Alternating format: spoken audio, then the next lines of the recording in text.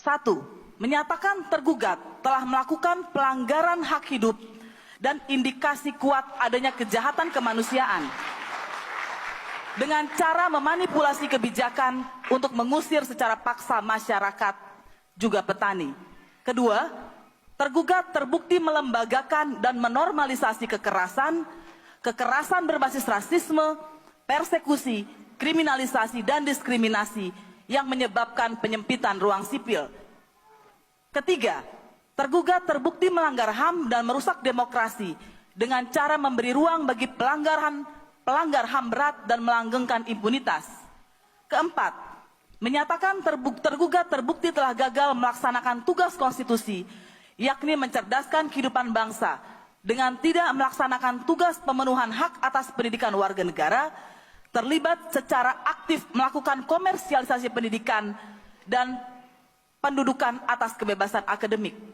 Kelima, menyatakan tergugat telah melanggar seluruh tabu reformasi dengan menghidupkan kembali korupsi, kolusi, dan nepotisme yang bahkan jauh lebih vulgar daripada masa Orde Baru. Dengan demikian, tergugat telah melakukan impeachable offense sebagaimana tertuang pada pasal 7A Undang-Undang Dasar Negara Republik Indonesia.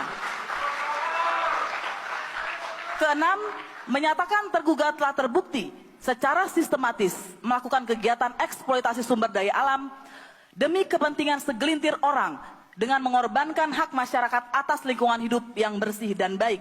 Ketujuh, menyatakan tergugat telah melakukan secara sistematis memiskinkan hidup buruh dengan cara menghadirkan kebijakan yang mendukung praktik politik upah murah yang mengorbankan buruh.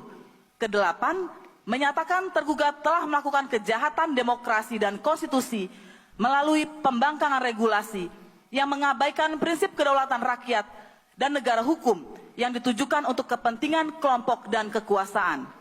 Kesembilan, menyatakan tergugat telah melakukan kejahatan demokrasi dengan cara menghidupkan kembali dui fungsi ABRI atau saat ini dikenal sebagai multifungsi TNI, melanggengkan impunitas dan operasi militer ilegal. Secara umum, kami juga memberikan putusan sebagai berikut. Satu, tergugat terbukti menyebabkan adanya pelanggaran HAM lintas generasi.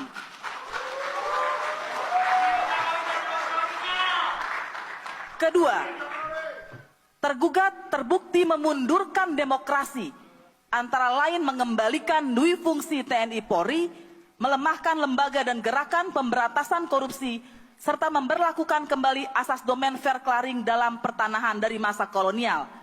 Ketiga, tergugat gagal memenuhi sumpah dan kewajiban Presiden Republik Indonesia, yaitu dengan sebaik-baiknya dan seadil-adilnya memegang teguh Undang-Undang Dasar Negara Republik Indonesia tahun 45 dan menjalankan segala undang-undang dan peraturannya dengan seluruh-seluruhnya serta berbakti kepada nusa dan bangsa.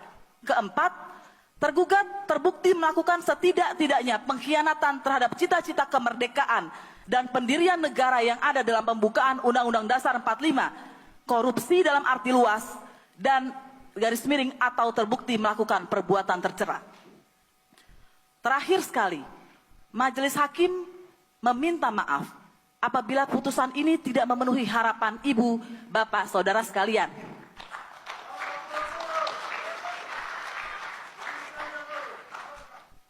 Kami sadar pengalaman tercerabut dari tanah, mengalami kekerasan dan diskriminasi, kehilangan anak, orang tua, saudara, dan berbagai pengalaman pelanggaran HAM lain tidak akan pernah bisa hilang dari memori kita.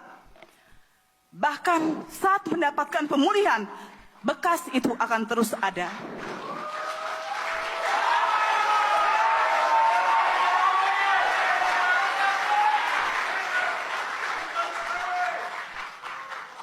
Semoga gurat luka itu menguatkan kita semua untuk terus melawan, memberi api saat semangat mulai redup. Bangkitlah jiwanya, bangkitlah badannya, demi Indonesia Raya teruslah melawan.